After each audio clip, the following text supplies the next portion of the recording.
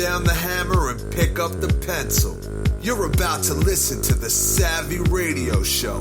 Learn from real-life real estate investors, experience revealed with the Savvy Landlord as your host. What's going on, Savvy Investors? This is your friend, Steve VanCauwenbergh. Hey. Hopefully you're doing good. Man, life is a roller coaster, ups and downs all around. And I've been trying to get to a podcast for I don't know how long. It feels like eternity, maybe a couple weeks. I definitely want to give love to my homie that reached out and listened to one. He said, hey, good episode, maybe a while back. Thank you. That encourages me. Appreciate that. So I can go on for days on days on what I'm learning, days on the drama in my life, days on days. But I'll just cut to these three main things, and then not three, but these are the three that's real big, and then there's a couple more big ones, and then some things that I'm learning. So let's just dive right in. Welcome to the Savvy Radio Show, SavvyInvestors.com, the real life real estate deal. First of all, a couple months ago, I had my hearing started acting up weird. Like I couldn't hear. It was really weird. It was my right ear. It's still happening today. And I would lean over on my pillow, and I almost sounded like my ears were covered. But when I would have my left ear ready to roll, I would be fine. Like it would sound normal, like I do right now, like on the podcast. I got two headphones on, two ear headphones or whatever, earbuds, and everything sounds fine. But when I block my left ear, I can't hear. And so it's like, man, it's no big deal. So I'm hollering at one of my friends, and she's like, you might have wax in there. You might want to go talk to a dude. And I was like, okay, so I'll go talk to somebody. So I went and, first of all, I had to find a ear and throat doctor, which is not too difficult, but not easy. But, through some friends, my homie was like, hey, I know this doctor. And it just come to find out he wanted to get in real estate. So I hit him up. I was like, hey, man, can I come down and you can look me at, look at my ear. He looks at my ear. He says, you look good. You got no dirt in there. There's no wax. But, he's like, you still having problems? I'm like, yeah. So let's do a hearing aid test. I'm like, hearing test. So I sit in his booth and, listen to all these sounds. And she's like, yep, definitely you have a situation in your right ear. And I'm like, oh, okay. What does that mean? And the doctor's like, this baller doctor, you're going to have to get an MRI. I was like, what? An MRI? Yep. And I was like, we just want to make sure that it's not cancerous. Like a tumor or a growth. He didn't say cancerous, but you know what I'm getting at, right? So this is like last month. And I was like, okay, so I got to get an MRI. Now, my insurance, lack of private pay, does not pay for that. But anyway, I rock out a MRI. And so I go into this weird machine. I'm telling y'all right now, this was an experience of a lifetime. First of all, we're in 2021, about to hit 2022, and this machine made so much noise. And I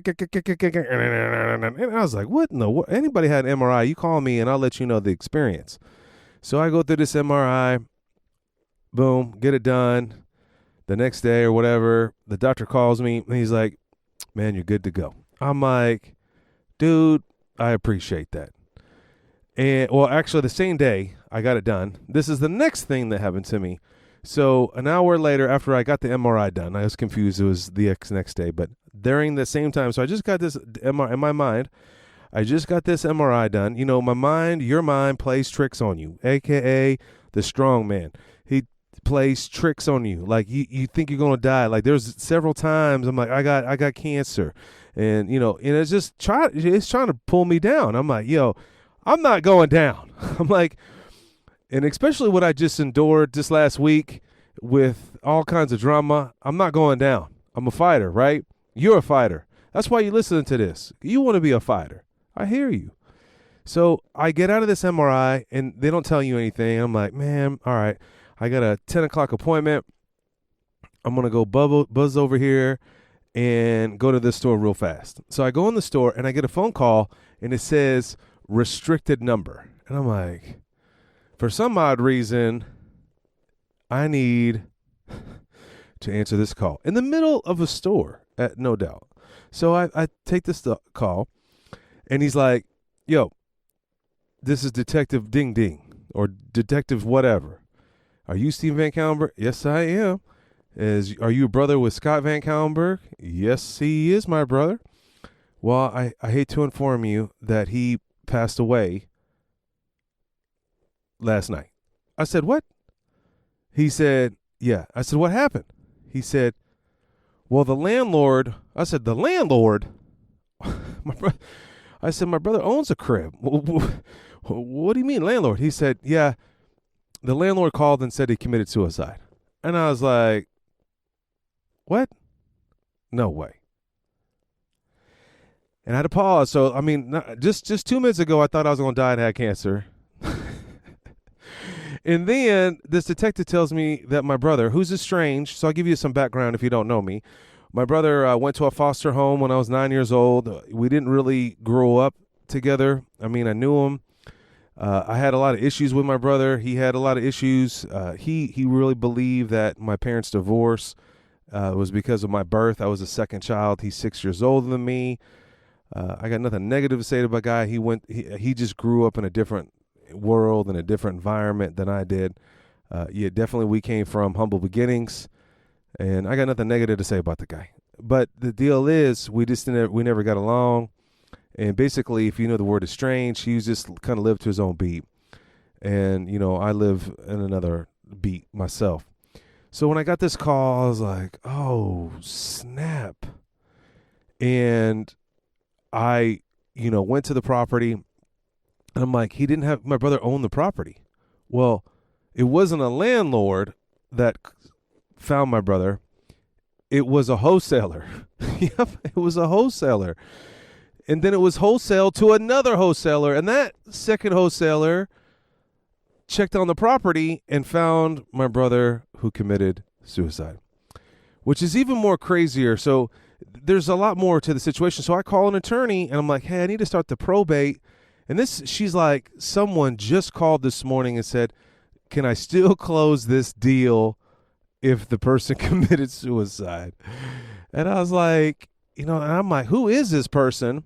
So the attorney, I found out through the attorney, whatever, I found out who this wholesaler was.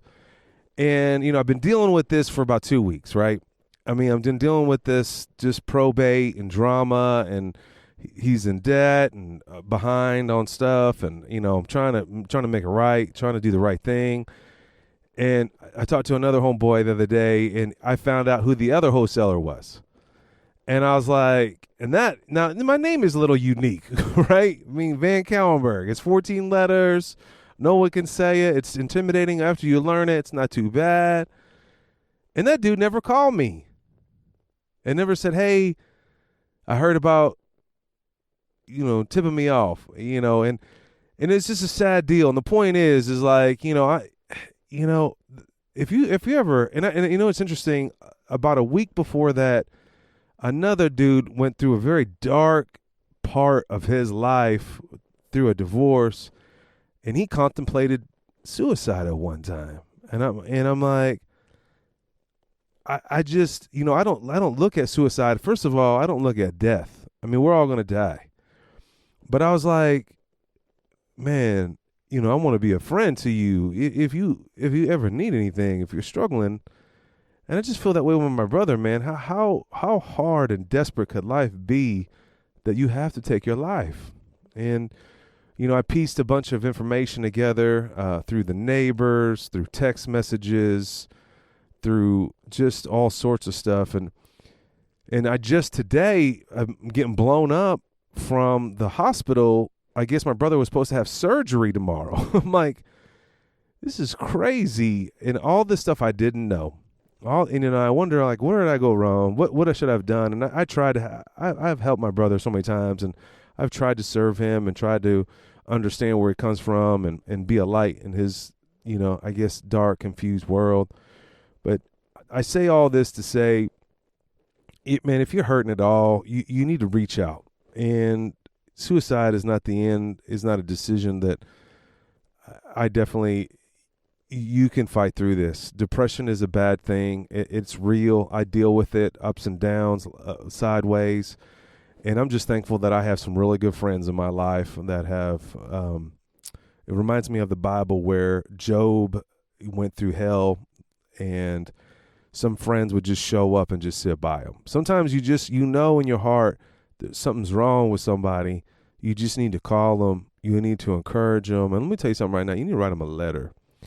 So I say all that, I know even people that are really close to me, like my brother's not close to me. I really don't know him. And maybe I tried to. I offered him a job. He worked for me for a while. It never materialized. But this other individual that came to me a month ago, I knew him. He went to the RIA. He tried to be in real estate. I tried to encourage this guy. And it's just sad. You never know what people are going through. You never know. Even though they may be cheery and juicy on real estate, but their internal life with their spouse could be an uproar. And so, I really, after my homie told me that, I just try to encourage him. But I know there's somebody in your life that is contemplating this through this COVID, through this problems, through debt. And I just see when I went through all my brother's stuff, I was like, this is where it all boils down to, right? I mean, someone is going through your stuff. Was it worth it? Was a material item, a new car, a blinged out something? And the sad thing is like, what kind of service can I have for my brother? He didn't really know anybody.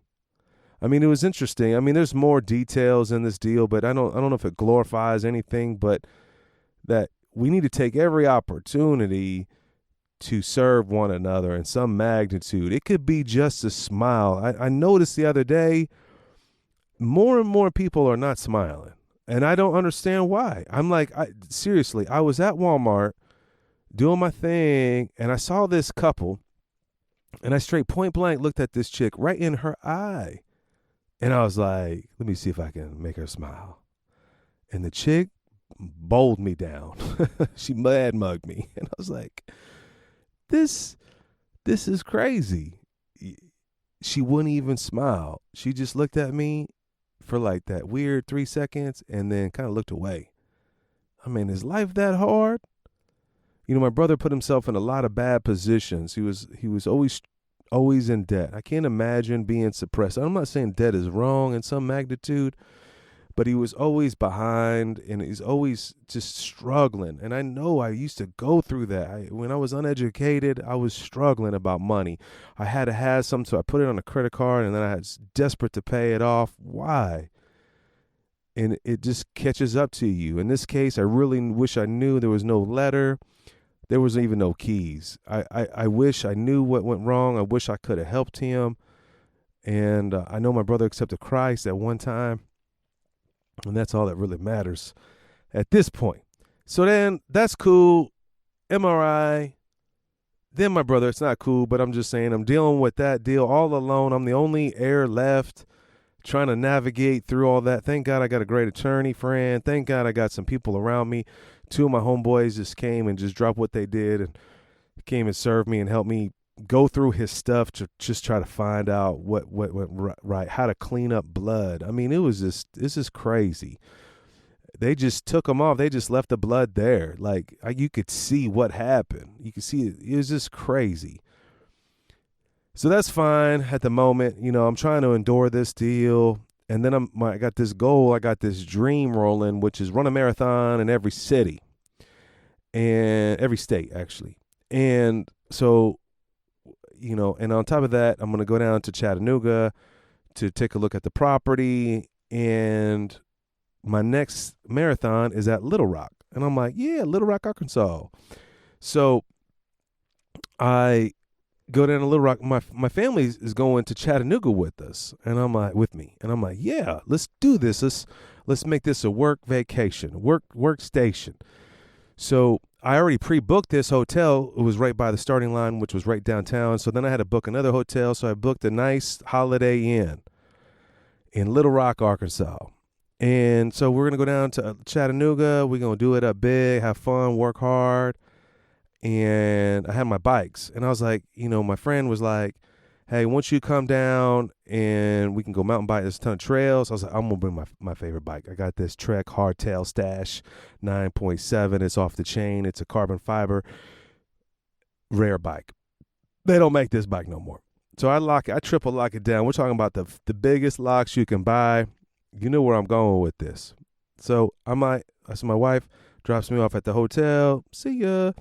And then she's like, I'm going to meet you at the finish line. I was like, y'all don't have to do that. I'll just see you right after. We're going to head right to Chattanooga. She's like, no big deal. She goes back to the hotel, her hotel. I run this race. I actually PR, if you know what that means. Personal record. I didn't know that till not just long ago.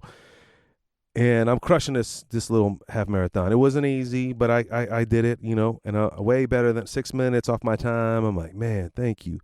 So my family's there. They're cheering me on. I'm like, thank you. Yes, let's do this. Get the medal, got the photo, out. Go up. I said, I'm going to go take a shower and we can get on the road. I go upstairs. I'm about to take my clothes off. My wife's like, this morning wasn't that good. Well, we had some problems this morning. I'm like, the children? I'm like, hey, what'd they do? Did they disrespect you? Did they not listen? Did y'all didn't eat? What's wrong? Someone stole your bike. Oh, no. Oh, no. This